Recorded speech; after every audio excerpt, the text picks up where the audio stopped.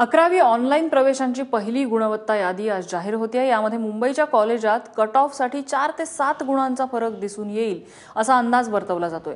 यंदा 10वीच्या विद्यार्थ्यांमध्ये 95 ते 100% गुण घेणाऱ्या विद्यार्थ्यांची संख्या मोठी असल्यामुळे या यादीत 4 ते 8 गुणांची वाढ असेल। त्यामुळे भरमसाठ गुण मिळवूनही विद्यार्थ्यांना आपल्या आवडीच्या कॉलेजसाठी कसरत करावी लागणार आहे। दुसरीकडे ICSE आणि CBSEचा निकालही चांगला लागलाय, त्यामुळे त्याचा फटकाही राज्यातल्या विद्यार्थ्यांना बसणार आहे। त्यामुळे पहिल्या लिस्टमधल्याच कॉलेजमध्ये प्रवेश घ्यावा की दुसऱ्या लिस्टची वाट पाहावी या संभ्रमात विद्यार्थी दिसून येत आहेत।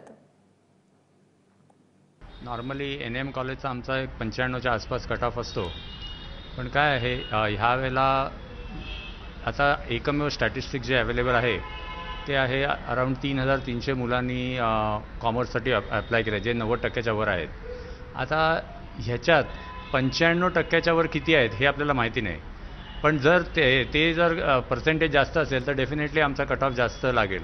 पण असं जनरल ऑब्झर्वेशन आहे की कट ऑफ हा अर्धा टक्के इकडे तिकडे हा त्या रेंजमध्येच वेवर होतो। त्यामुळे आमचा असा अंदाज आहे की 95च्या आसपास कट ऑफ व्हायला पाहिजे। यावर्षीचा रिझल्ट बघता मला वाटतं की जे कट ऑफ पर्सेंटेज जे टॉप कॉलेजेस आहेत त्यांचा नक्कीच वर जाईल, कारण बरीच मुलं 95% पेक्षा अधिक आहेत, 100% मार्क्स मिळवलेली बरीच मुलं आहेत। तर रुईया कॉलेज जर घेतलं तर गेल्या वर्षी साधारणपणे पहिल्या लिस्टमध्ये सायन्ससाठी 95-96% कट ऑफ लिस्ट लागली होती आणि आर्ट्सची साधारण 93 पर्यंत। नंतर ती थोडीशी खाली आली, पण यावेळी मला वाटतं ती नक्कीच 1 ते 2% वर जाईल।